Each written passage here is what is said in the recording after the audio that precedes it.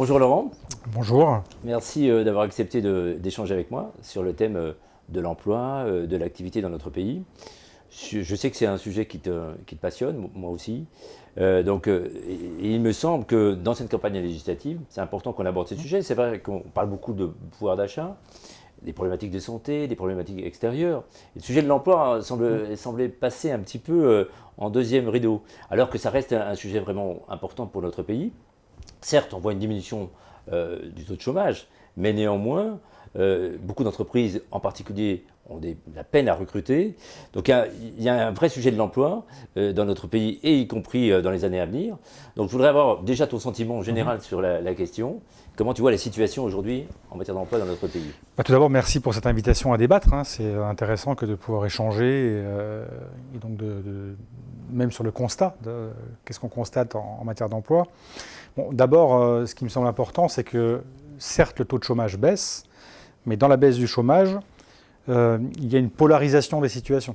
C'est-à-dire qu'il y a des personnes qui sont diplômées et qui ont plus de facilité à trouver un emploi, voire à changer d'emploi pour trouver de meilleures conditions. Et puis il y a des personnes qui sont moins qualifiées, moins diplômées, et qui ont beaucoup de difficultés pour retrouver un emploi, et qui sont même bien plus qu'au chômage longue durée, parce que le chômage longue durée est défini sur le chômage depuis plus d'1 an. Mais il y a des personnes, près d'1 million, qui sont au chômage depuis plus de 3 ans. Donc parmi les personnes au chômage, de longue durée en particulier, il y a des personnes qui ont de plus en plus de difficultés à retrouver un emploi et qui s'inscrivent de plus en plus durablement dans le chômage. Ça, c'est un premier constat. Et qui sont à l'écart de la société. Et qui sont à l'écart de la société, de fait, voire même stigmatisés, parce que le fait d'être au chômage depuis 3, 4 ans, 5 ans, forcément, tout le monde vous questionne autour de vous, tout le monde dit qu'est-ce que tu fais, mais il y a un moment donné, ce n'est pas si simple que ça. Donc ça, c'est le premier constat. Deuxième constat, c'est que les emplois se transforment, c'est-à-dire qu'on voit bien que le numérique, avec le digital, on va prendre un métier. Je vais prendre le métier du marketing, bon, la communication et le marketing. Les personnes qui travaillent dans ce domaine travaillent sur des supports écrits. Avec les confinements et avec la crise sanitaire, elles ont été amenées à travailler de plus en plus avec le distanciel. Même les salons, par exemple, l'organisation de salons, l'organisation d'événements. Donc tout ça a fondamentalement changé. Et donc les profils des personnes qui sont recrutées, on leur demande de maîtriser parfaitement le digital. Sauf que les personnes n'ont pas forcément été accompagnées pour se former en la matière. Donc elles sont restées sur, par exemple, de l'événementiel, des événements physiques, et n'ont pas été accompagnées dans ces transformations. Donc difficulté. De la même façon, tout le secteur de l'écologie, la transition écologique, l'environnement, provoque aussi l'émergence de nouveaux besoins qui ne sont pas forcément pourvus aujourd'hui dans la société. C'est ça, alors il y a beaucoup d'activités qui émergent en dehors du digital, effectivement la transition écologique, l'économie circulaire, où il y a une forte intensité en travail humain. C'est-à-dire qu'il faut beaucoup de personnes pour produire. Si on prend le maraîchage, les circuits courts, la permaculture, il faut beaucoup de personnes pour produire. Seulement, il faut aussi des formations. Donc ça pose quand même la question de l'adéquation entre le besoin en emploi et puis les compétences des personnes dans un territoire. Il semblerait qu'il y ait 1 million de postes dans notre pays qui ne soient pas pourvus. C'est hallucinant. Dans beaucoup de secteurs d'activité, moi je rencontre durant cette campagne des chefs d'entreprise, des commerçants, des artisans. Il n'y en a pas un qui ne dit pas qu'il n'a pas de problème de recrutement. Alors, on est dans une période effectivement où il y a des difficultés, des fortes tensions de recrutement dans certains secteurs, l'hôtellerie, la restauration, le secteur du tourisme et bien d'autres secteurs encore. Et donc ça, c'est une vraie difficulté. Et c'est vrai qu'il y a une inadéquation justement entre ces emplois non pourvus et les formations des personnes, souvent, voire l'image qu'ont certains métiers difficiles ou avec des horaires compliqués. Et donc, il faut réussir à relier les deux, par de l'accompagnement, parfois aussi même un travail sur l'image des métiers. C'est très important. Il y a un problème aussi culturel. C'est-à-dire qu'effectivement, quelle image les enfants, mais aussi les parents, ont de tel ou tel métier, en particulier les métiers manuels.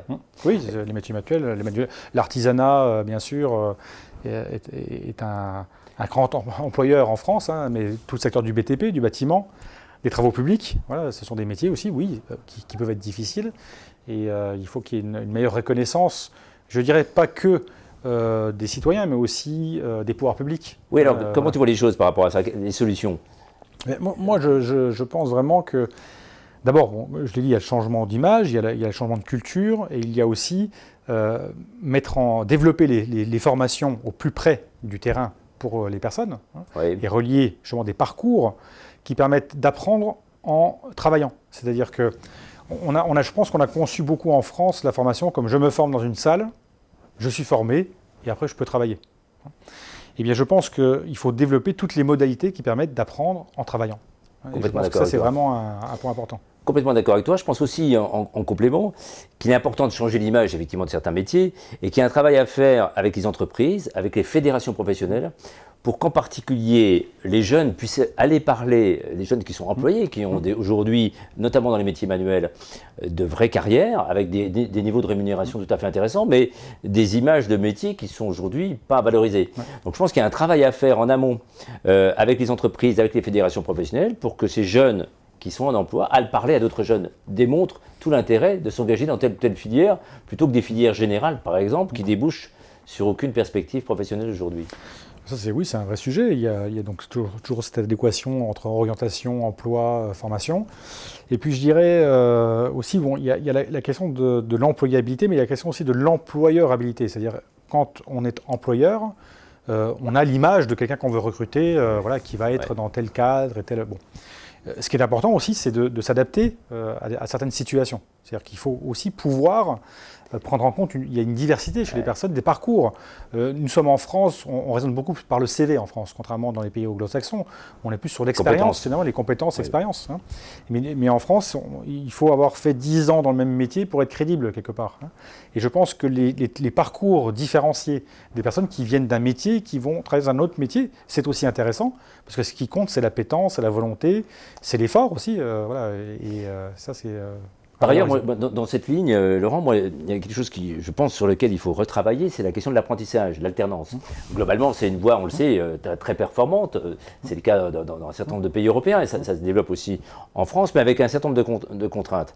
Et en particulier, le constat que je fais, en lien avec les chefs d'entreprise ou les salariés que je rencontre, c'est le fait qu'aujourd'hui, il y a 2 systèmes d'alternance dans notre pays. Les contrats de professionnalisation qui sont intéressants, mais le problème sur lequel l'employeur paye des cotisations sociales.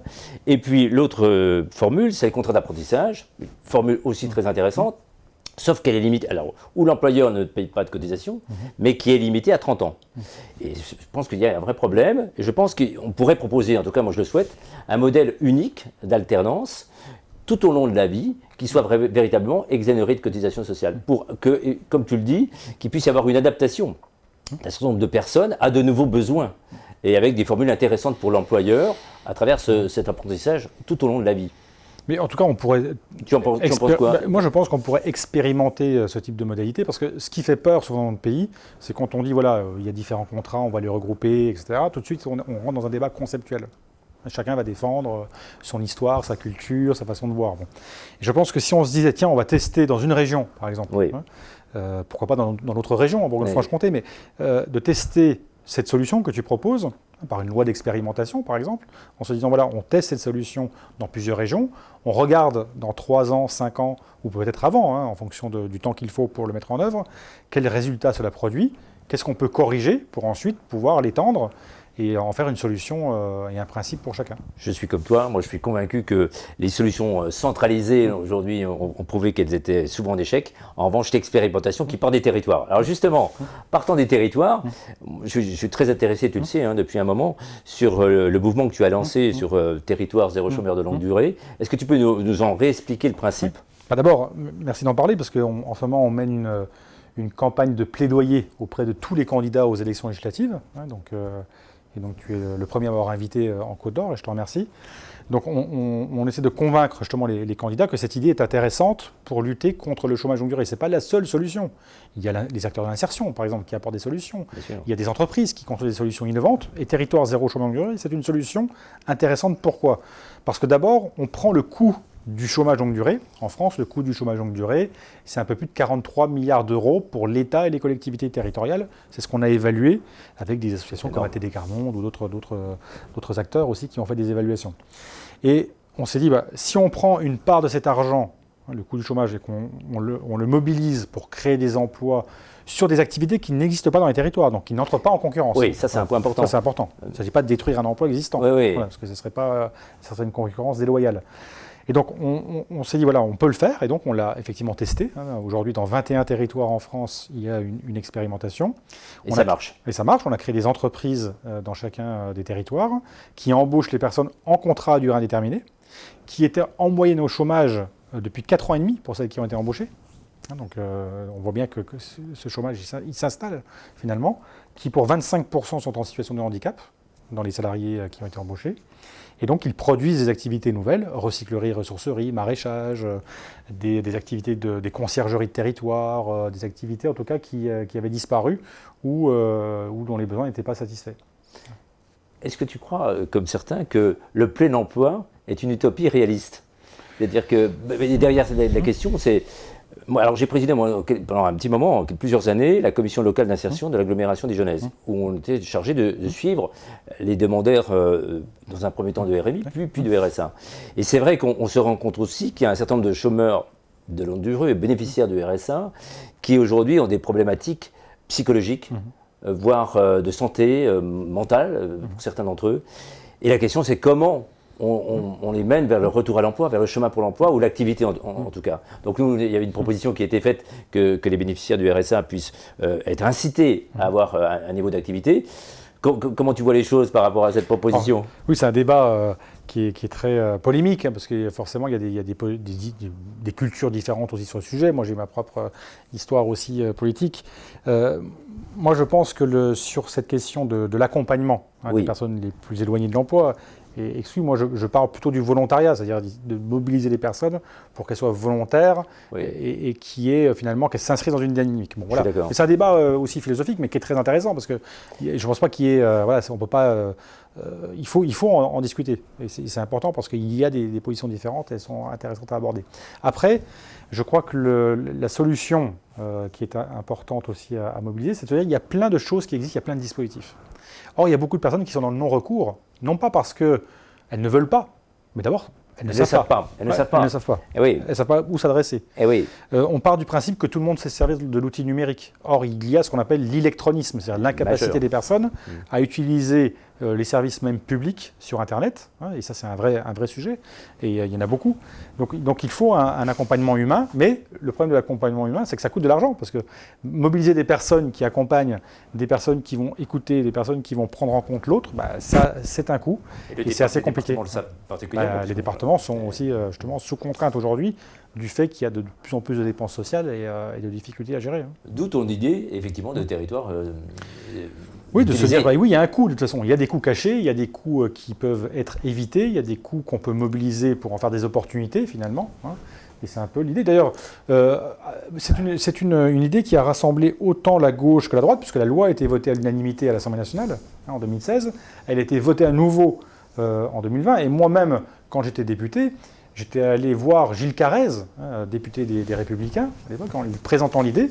En disant, moi je suis de gauche, je défends cette idée, mais est-ce que vous êtes prêt à défendre cette idée? Il m'a dit, Laurent, je suis prêt à défendre cette idée, et c'est d'autant plus que Jacques Chirac avait défendu l'activation de la dépense passive. Oui, voilà. Mais c'est une idée, tu as raison, c'est une idée qui est aussi partagée par un certain nombre d'élus de droite ou du centre. Et d'ailleurs, on a mis en place, puisqu'on a suivi à Semur-en-Auxois, au niveau du conseil départemental, l'expérimentation, on la soutient. Ce qui est un peu paradoxal pour moi, et pour toi je pense aussi, c'est que dans notre agglomération dijonnaise, tu ne sois pas prophète dans ton pays, enfin qu'on n'ait pas réussi effectivement à mettre en œuvre cette expérimentation. Moi je souhaite, si je suis élu député, effectivement pousser cette expérimentation, en tout cas la tester dans l'agglomération, avec évidemment, il faut le volontariat des communes, c'est important, mais c'est vrai que le quartier de la Fontaine-Douche en particulier me semblerait un territoire intéressant pour tester l'expérimentation, ou le quartier du Belvédère à Talent. Tout à fait. Oui, il y a des associations, d'ailleurs sur la Fontaine-Douche, qui ont commencé à travailler sur cette idée, mais c'est vrai que c'est très important pour que le projet réussisse, que la commune soit en soutien, c'est très important. Autrement, ça ne peut pas se faire. Ça, c'est vraiment... Donc c'est un choix politique aussi. Il faut que les élus s'engagent dans le sujet. Voilà, c'est très important. Et qu'un député, il peut aussi, justement, quand il croit en l'idée, convaincre les élus locaux d'y aller et d'être embarqués dans ce projet. C'est ce qui me semble aussi.